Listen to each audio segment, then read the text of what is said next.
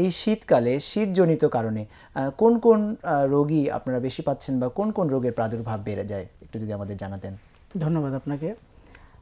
শীতের সাথে সাথে আমাদের শীতজনিত অনেকগুলো রোগী বেড়ে যায়। এর মধ্যে শ্বাসতন্ত্রের যেসব রোগ সেগুলো খুবই কমন।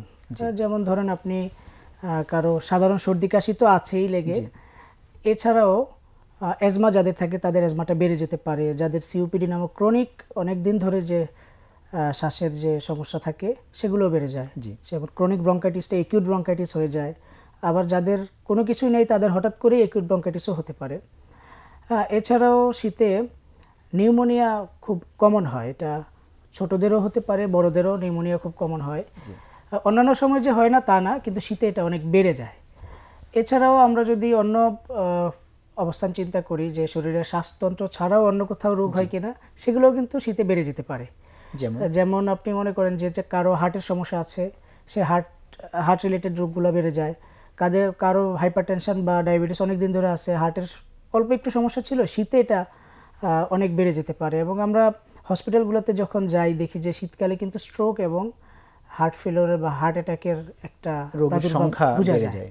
হ্যাঁ, এগুলো বোঝা যায়। এছাড়াও আরও কিছু বিষয় আপনি যদি চিন্তা করেন যে উত্তরাঞ্চলে অনেক বেশি তাপমাত্রা কমে যায়, তো ওখানে যাদের মানে ওয়ার্ম হওয়ার বা গরম হওয়ার সুযোগ থাকে তো ভালো, কিন্তু অনেক বেশি বয়স্ক যারা কিংবা বেশি শিশু তাদের ক্ষেত্রে কিন্তু হাইপোথার্মিয়া হওয়ার বা মানে তাপমাত্রা খুব বেশি কমে যাওয়ার, তাপমাত্রা স্বাভাবিকের থেকে নিচে নেমে অনেক বেশি কমে যাওয়ার যে সমস্যাগুলো হয় শরীরে সেটা হতে পারে।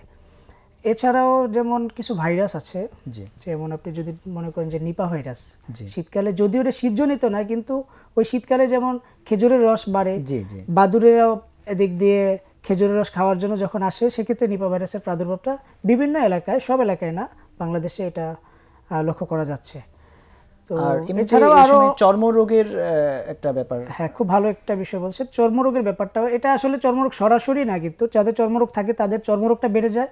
আবার শীতকালে অনেকের মধ্যে কিন্তু গোসল করার প্রবণতাটা কমে যায়, এটা একটা কারণ। হ্যাঁ, সেজন্য ওই সময়টায় পরিষ্কার পরিচ্ছন্নতার ব্যাপারটা চিন্তা করলে আমরা দেখি যে চর্মরোগের পরিমাণটাও বাড়ে। আর যেহেতু আবহাওয়া একটু শুষ্ক থাকে, ধুলাবালি জনিত কারণে কিছু ডাস্ট অ্যালার্জি, ধুলাবালি জনিত কারণে যেটা খুব বেশি হয় সেটা হচ্ছে আপনার কারো যদি অ্যাজমা থাকে, দেখা যায় অ্যাজমার প্রাদুর্ভাবটা এই শীতকালে বাড়ে ডাস্ট অ্যালার্জি জনিত কারণে। অন্য সময় যেমন বৃষ্টিপাত হলে কিংবা আমরা দেখি যে রাস্তাঘাটে ধুলাবালি কিন্তু অনেকটাই কম থাকে, সেক্ষেত্রে আবহাওয়ার যে শুষ্কতা এটা কমে যায়। তো অ্যাজমার একটা বড় কারণ থাকে একটা ঠান্ডাজনিত কারণ, যেটা তার ইনফেকশন যদি হয় সেটা অ্যাজমা বাড়ায়।